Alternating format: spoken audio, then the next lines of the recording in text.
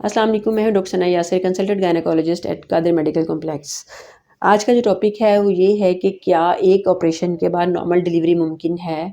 अब ये दो तरह के केसेस होते हैं हमारे पास। एक तो ये कि कुछ पेशेंट ऐसे होते हैं वो जब प्रीवियस सिज़ेरियन उनका किसी भी वजह से हुआ हो, लेकिन ये कि वो किसी भी डॉक्टर के पास जाएंगे और वो उनको 99% कुछ है जो कहते हैं सेकंड आपका सिज़ेरियन ही होगा और वो they ended up in caesarean section.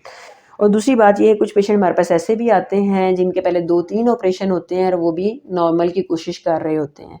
अब ये दोनों केसेज़ ही डिफरेंट हैं। एक सिज़ेरियन के बाद नॉर्मल डिलीवरी बिल्कुल हो सकती है, लेकिन उसके लिए डिफरेंट क्राइटेरिया होते हैं जो कि during pregnancy, during labour pains doctor decide करता है कि क्या ये मेरा पेशेंट और बच्चा दोनों फिट हैं कि इसको नॉर्मल डिलीवर कराया जा सके।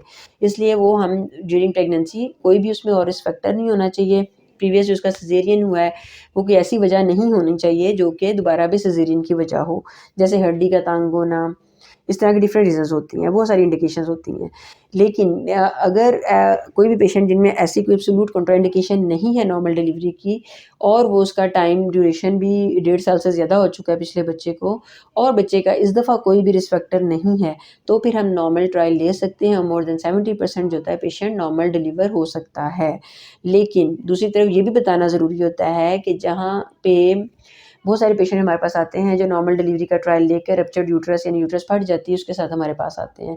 तो उसके लिए ज़रूरी है कि पेशेंट को डॉक्टर डिसाइड करे और जैसे ही उसको अगर सपोज़ वो नॉर्मल लेबर का ट्रायल ले भी रहा है, तो जैसे ही उसको पेन स्टार्ट होती हैं वो फ़ौरन अपने डॉक्टर के पास जाए ताकि डॉक्टर असेस कर सके कि क्या ये पेशेंट नॉर्मल डिलीवर हो भी सकता है या नहीं।